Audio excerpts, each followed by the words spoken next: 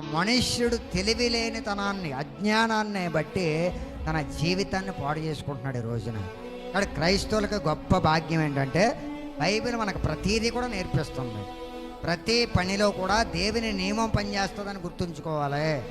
దేవుడి నీ పట్ల ఒక కార్యమును జరిగించాలి, విజయవంతంగా మార్చాలి, ఫలవంతమైనదిగా చెయ్యాలి అంటే అందులో దేవుని నియమం ఖచ్చితంగా పనిచేస్తుంది. దేవుని నియమం ప్రకారముగా కాకుండా నీ సొంత నియమం ప్రకారముగా దేవుడు కార్యం చేయాలనుకుంటే అది అసాధ్యము.